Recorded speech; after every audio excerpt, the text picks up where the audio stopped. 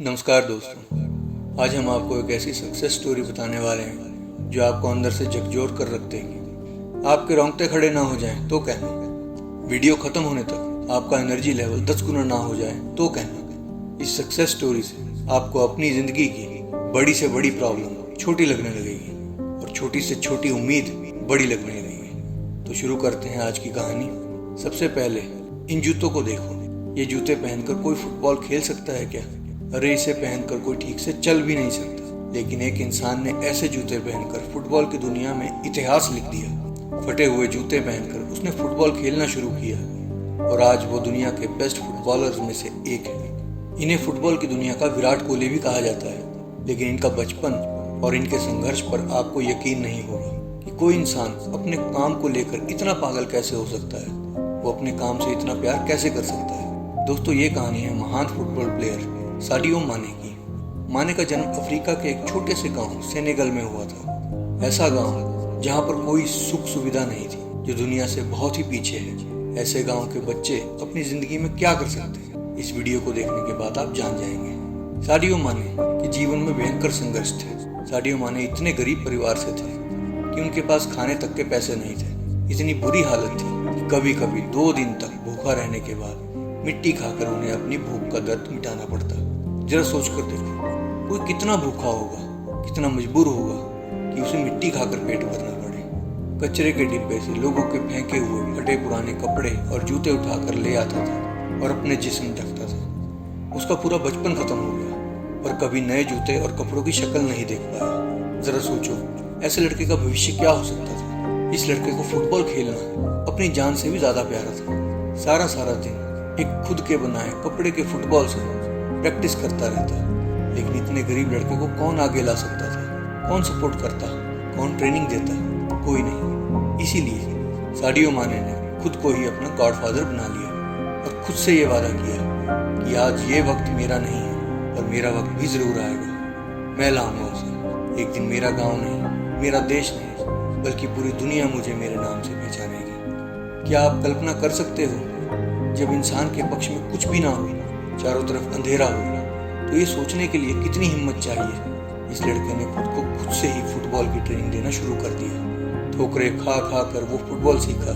जब वो 12 साल का हुआ तो उसे पता चला कि देश की राजधानी में फुटबॉल की स्टेट टीम की सिलेक्शन के लिए ट्रायल्स हो रहे हैं। उसे भी वहां जाना था, लेकिन जहां वो ट्रायल्स होने थे वो जगह उसके घर से 160 किलोमीटर दूर थी और उसके पास इतने पैसे नहीं थे कि वो वहां तक यात्रा कर सके। अब आप ही बताओ कि जब हालात किसी को एक के बाद एक तमाचे मारे तो वो इंसान क्या कर सकता है। लेकिन ये लड़का अपनी जिद की वजह से हालातों से ही भिड़ गया।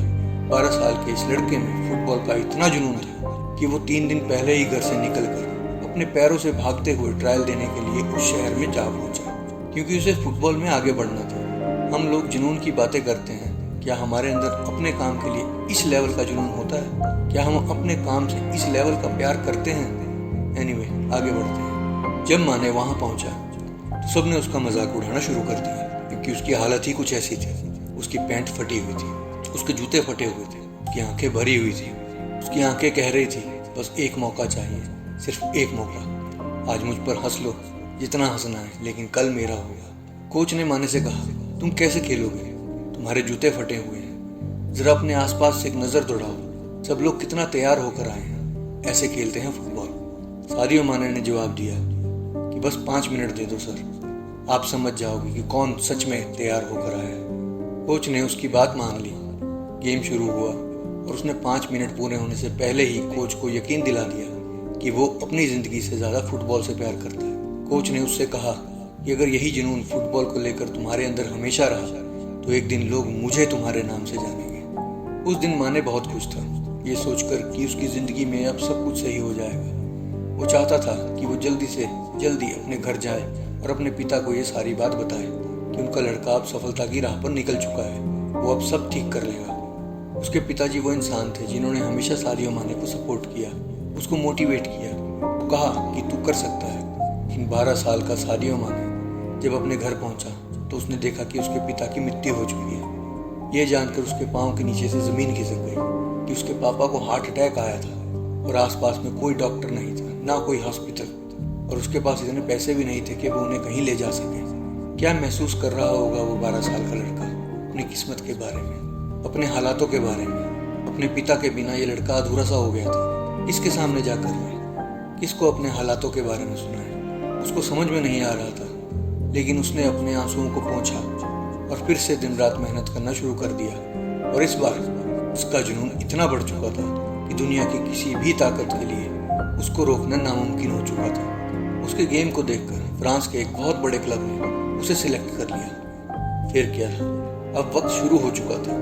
उसका टैलेंट पॉलिश होता रहा और वो दुनिया को अपने टैलेंट से चौंकाता रहा। जो उसे देखता वो सोचता कि ये प्लेयर हमारे क्लब में होना चाहिए। कुछ ही समय में माने ने ऑस्ट्रिया और वहाँ से फिर इंग्लैंड का सफ़र पूरा किया।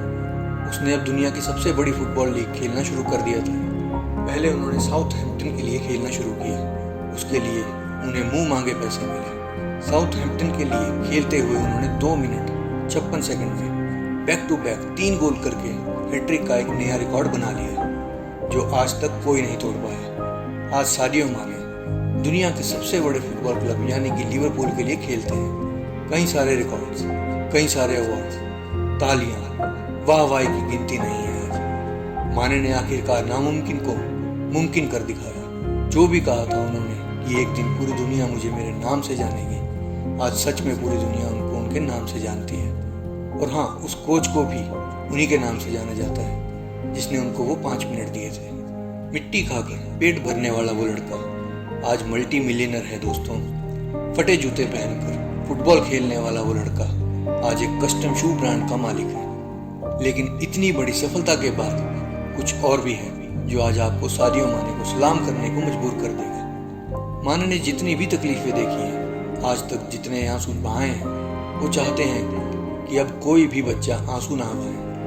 पिछले कुछ सालों में उन्होंने अपने गांव में स्कूल, हॉस्पिटल, बिजली, सड़क, पानी जैसी आधारभूत सुविधाओं के लिए $2,70,000 दान किए हैं। जो बच्चे फुटबॉल खेलना चाहते हैं उनको वो मुफ्त किट देते हैं। सिर्फ इतना ही नहीं, वो अपने गांव के हर एक शख्स को हर महीने $70 अपनी तरफ से देते हैं। सादियो माने की सबसे खास बात तो ये है कि आज करोड़ों रुपए कमाने के बाद भी वो टूटा हुआ iPhone 7 यूज़ करते हैं। उनका कहना है कि मुझे 10 फरारी, 20 सोने की घड़ियाँ या फिर 2 चार्टर्ड प्लेन क्यों चाहिए। ये महंगी चीज़ें मेरे या दुनिया के लिए क्या करेगी। मैंने स्कूल, स्टेडियम, गरीबों के लिए कपड़े, जूते, भोजन ये सब प्रदान करने की कोशिश की है। मैं एजुकेशन नहीं ले पाया, मेरे पास कई सारी चीज़ें नहीं थी, लेकिन आज सब कुछ मैं फुटबॉल की बदौलत कमा पा रहा हूँ। मुझे उससे लोगों की मदद करनी है और मैं आगे भी लोगों की मदद करता रहूँगा। सादियो माने ने इसी साल बायर्न म्यूनिख के साथ 3 साल का कॉन्ट्रैक्ट किया है। इस कॉन्ट्रैक्ट में उन्हें मिलने वाली राशि 330 करोड़ है। कभी फटे कपड़े, फटे जूते पहनने वाला वो लड़का, मिट्टी खाकर अपना पेट भरने वाला वो लड़का आज $1.5 लाख पर वीक कमाता है, यानी $6 लाख पर मंथ से भी ज़्यादा। जबरदस्त संघर्षों का सामना करने वाले सादियो माने आज गजब की कमाई और बेहतरीन इंसानियत के स्वामी हैं। ये थी एक महान फुटबॉल प्लेयर सादियो माने की सफलता की कहानी, जिसने जमीन से लेकर आसमान तक का सफर तय किया और फिर भी उसके पांव आज भी जमीन से जुड़े हुए हैं। तो आपने क्या सीखा इस कहानी से, कमेंट करके हमें ज़रूर बताएं। और अगर वीडियो पसंद आया है तो अपने दोस्तों के साथ इसे शेयर ज़रूर करना। साथ ही अगर आप हमारे चैनल पर नए हैं तो अभी हमारे चैनल को सब्सक्राइब करके बेल नोटिफिकेशन को ऑन कर लें, ताकि हमारे आने वाली सभी वीडियोस आप तक पहुंच सके। धन्यवाद एंड गॉड ब्लेस।